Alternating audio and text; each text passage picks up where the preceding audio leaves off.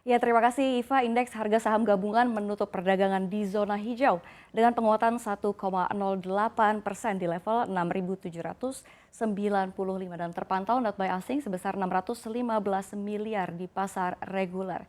Di tengah ISG dan berhasil ditutup menguat, ada sejumlah sentimen yang turut menggerakkan bursa saham dan perlu dicermati oleh para pelaku pasar, diantaranya Rusia dan Ukraina. Iya, benar sekali. Konflik geopolitik di Ukraina masih menjadi sentimen dominan seiring dengan rencana invasi Rusia yang dikabarkan semakin dekat. Dan ini membuat investor global dibayangin kekhawatiran sebab hal ini dapat berimbas negatif ke pasar modal tanah air.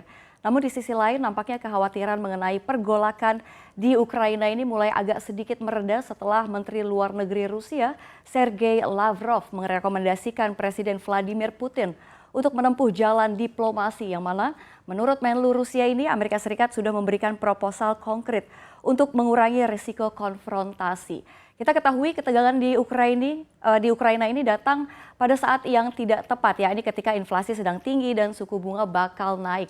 Oleh karena itu kita harapkan hal ini dapat mereda secepatnya sehingga membawa kelegaan juga di benak pelaku pasar dan seluruh dunia. Dan ada pula terkait rilis data pertumbuhan ekonomi Jepang di kuartal 4 2021 yang mencapai 5,4% setelah pada kuartal sebelumnya ekonomi Jepang sempat terkontraksi 2,7% dalam revisi pertumbuhan ekonomi. Nah, ini menjadi sentimen positif bagi pasar domestik lantaran Jepang sendiri merupakan salah satu negara tujuan utama ekspor Indonesia.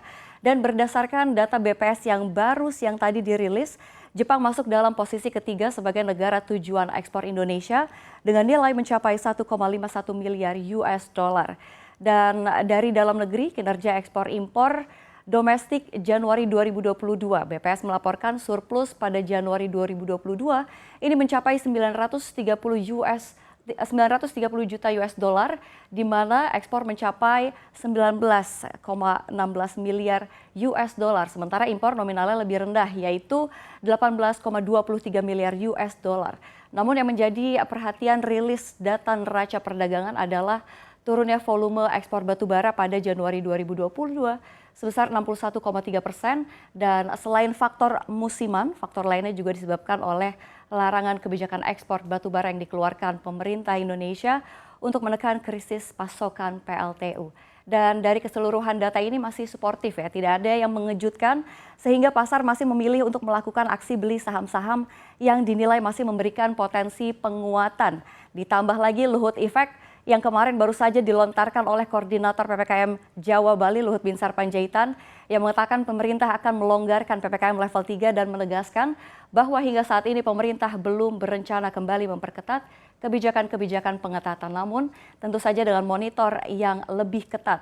Dan ada pula sektor-sektor yang masih diminati investor di tengah sentimen global, diantaranya sektor manufaktur dan retail. Dan kita lihat dari 11 sektor, ada perindustrian yang menguat 2,23%, lalu ada financial menguat 1,42%, lalu infrastruktur menguat di 1,35%, lalu ada kesehatan 0,82%, properti 0,66, dan yang paling terkoreksi ada teknologi terkoreksi 0,12 dan juga transportasi dan logistik 0,7%.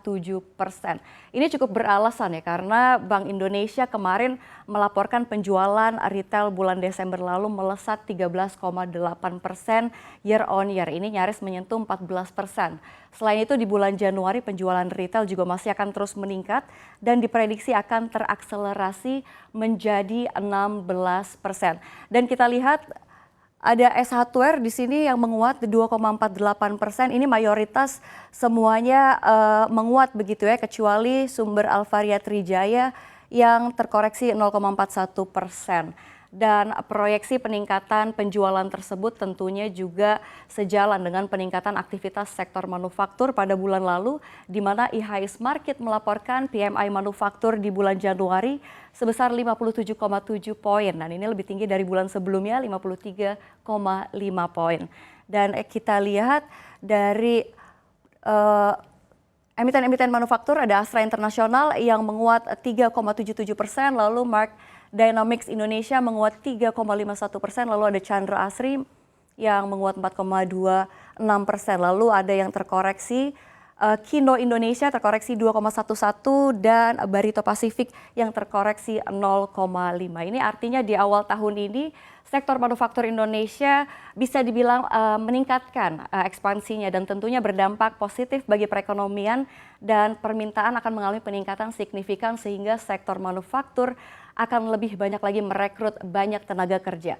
Dan itu tadi sentimen penggerak IHSG kita hari ini, kembali ke Anda Syarifah.